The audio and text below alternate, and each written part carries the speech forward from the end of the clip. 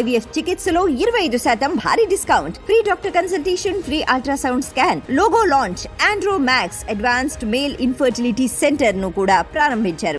కేరళలోని వయనాడ్ జిల్లా అర్ధరాత్రి సమయం అంతా గాఢ నిద్రలో ఉన్నారు.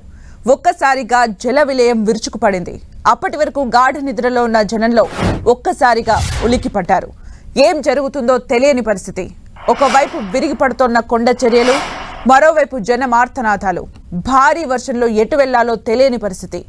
తాము ఎన్నో ఆశలతో కట్టుకున్న ఇల్లు ఒక్కసారిగా ధ్వంసమవుతుంటే ప్రజల్లో ఏం చేయలేని నిస్సహాయ స్థితి. అరచేతిలో ప్రాణాలు పెట్టుకుని సురక్షిత ప్రాంతాలకు జనం పరుగులు. నిన్నటి వరకు తమతో కలిసి మెలిసి ఉన్న చుట్టుపక్కల వారు తమ కళ్ళెదుటే మట్టి దిబ్బల కింద సమాధులు. వారిని కాపాడేందుకు జనం చేసిన ప్రయత్నం వృధా. నిస్సాయంగా అలాగే చూస్తూ ఉండిపోయిన దుస్థితి. ఇప్పటికీ వయనాడ్లో 73 మంది మృతి చెందారు. 100 మంది గాయపడ్డారు.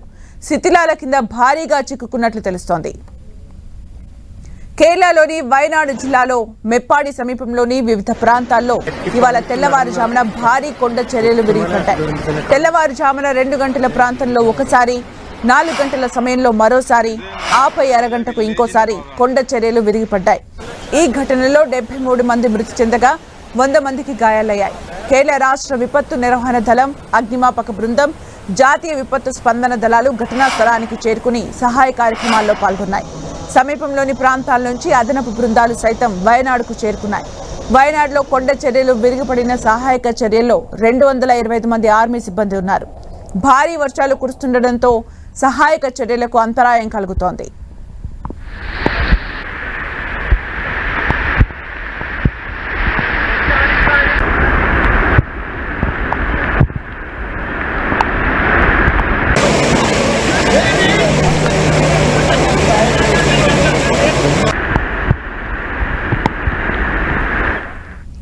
మెప్పాడి ముండకలేలో ప్రాంతంలో భారీగా డెడ్ బాడీలు లభ్యమయ్యాయి. ఇక్కడ వందలాది వాహనాలు కొట్టుకుపోయాయి. చురల్మల పట్టణంలో కొంత భాగం తుడిచిపెట్టుకుపోయినట్లు సమాచారం. అనేక ఇళ్లు ధ్వంసమయ్యాయి. వెల్లర్మల పాఠశాల పూర్తిగా నీట మునిగింది. మెప్పాడి ముండకై ప్రాంతంలో ఇంత పెద్ద విపత్తును వయనాడ్ ఎన్నడూ చూడలేదని స్థానికులు తెలిపారు.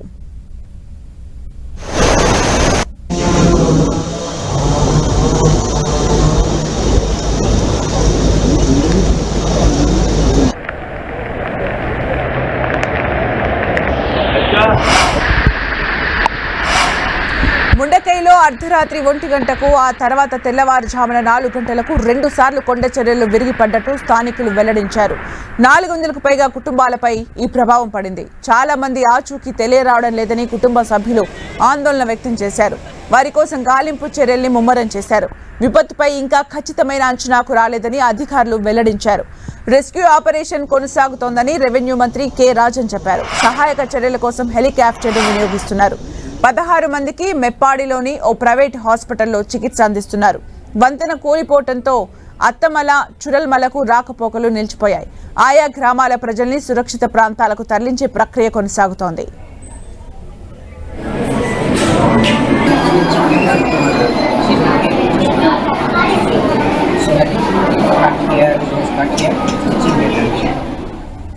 మరోవైపు ఉత్తర కేరళకు భారత వాతావరణ శాఖ రెడ్ అలర్ట్ జారీ చేసింది. ప్రజలెవరూ అవసరమైతే తప్ప బయటకు రావద్దని సూచించింది.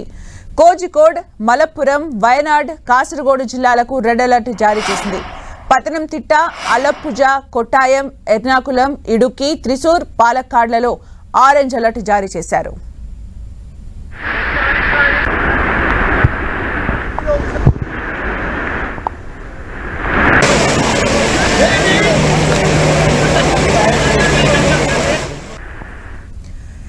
కేరళలో కొండ చర్యలు విరిగిపడటంతో మృతుల సంఖ్య అంతకంతకు పెరుగుతోంది. సహాయక చర్యలకు భారీ వర్షాలు ఆటంకంగా మారాయి. అలాగే కొన్ని ప్రాంతాలకు వెళ్లడానికి దారులు కూడా సరిగ్గా లేవు. వంతెనలు కూలిపోయాయి. వాటన్నింటినీ కూడా రిఫార్మ్ చేస్తూ వెళ్లాల్సిన పరిస్థితి నెలకొంది. ఇప్పటికే మృతుల సంఖ్య ఇంకా ఎక్కువగా ఉండే అవకాశం కూడా కనిపిస్తోంది. కొండ చర్యల కింద ఇంకా మృతదేహాలు ఉండే అవకాశం కనిపిస్తోంది. సహాయక చర్యలకు కురుస్తున్న వర్షాలు భారీ ఆటంకంగా మారాయి. అధికారులు అత్యవసరమైతే తప్ప బయటకు రావద్దు అంటూ కూడా అలర్ట్ జారీ చేస్తున్నారు. ఇక రానున్న రోజుల్లో కూడా వర్షాలు పడతాయని వాతావరణ శాఖ తెలుపుతోంది.